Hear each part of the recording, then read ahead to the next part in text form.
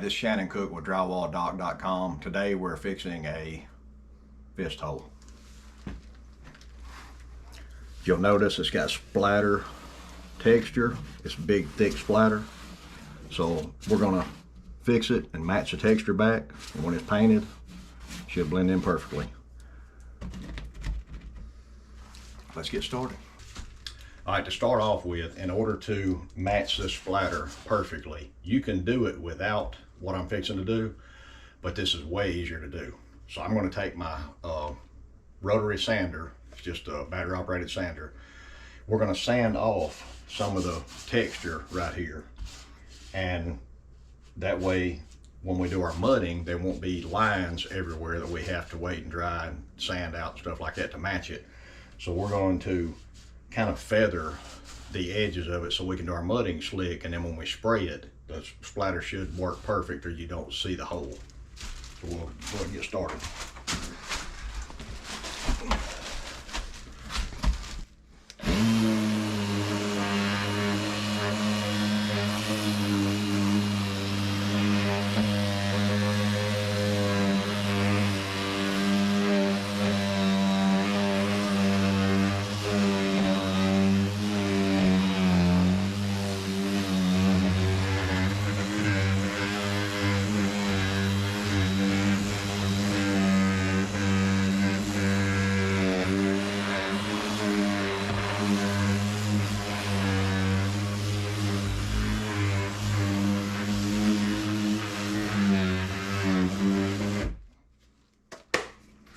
All right, now I think what we're using is 80 grit.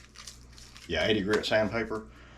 That takes it off smooth, doesn't rough it up too much. So anything you've got like that, that'll at least do away with the biggest humps. That way when you mud it, it'll be slick and you won't have to have a bunch of lines and stuff in it, so you don't have to wait and sand it out. We can just do our mudding and go ahead and spray it. Got it.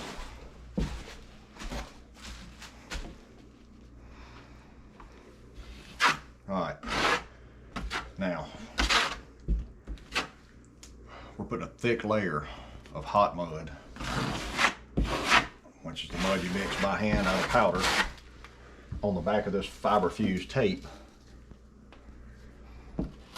because once it dries, it'll be about as hard as sheetrock.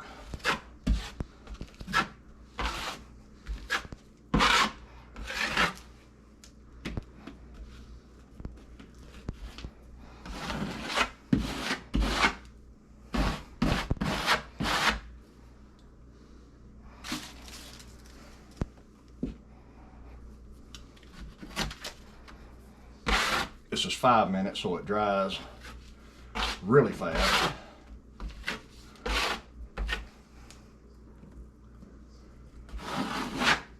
So we can put several coats on and get the job done quick. All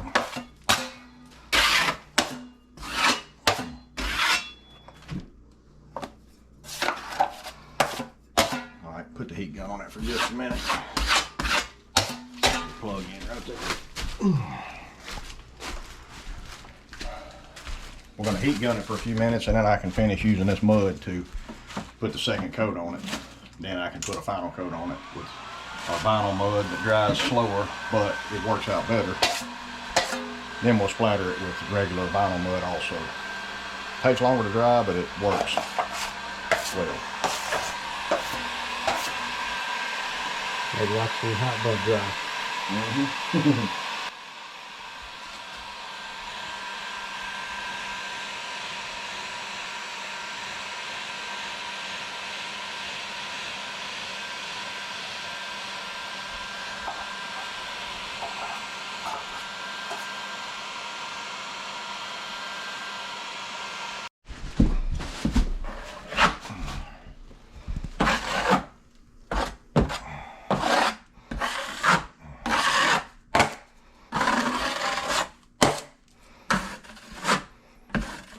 Pressure on it.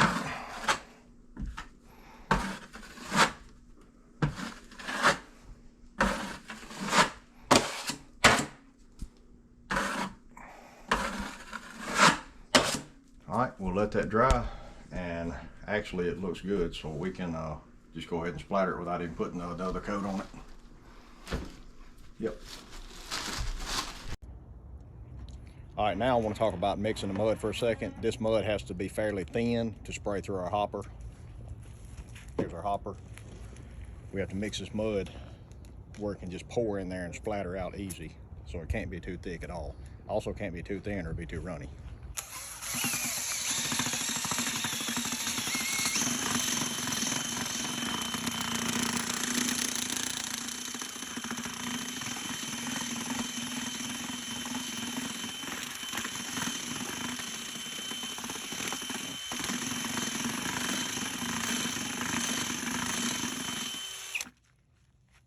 That's really not thin enough. It's not trying to run out.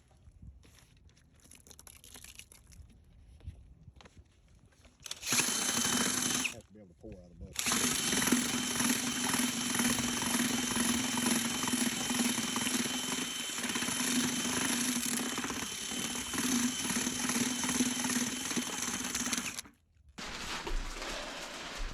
Okay, now we're ready to do the splattering. We've got our mud poured in the hopper. You can see it's thin enough to splatter. What I'll do is I'll test it on this piece of plastic here to see if I can get the globs big enough. I may have to stand back more or get closer, so I just have to try it and see.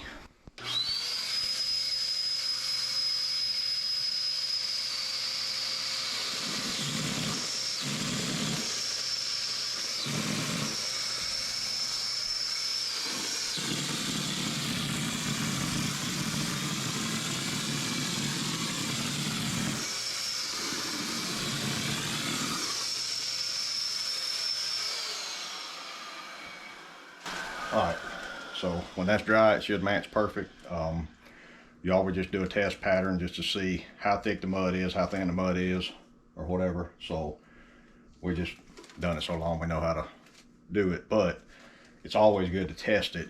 If you need the mud to be really big, you want to make the mud thicker. If you want it to be smaller splatters, make the mud thinner.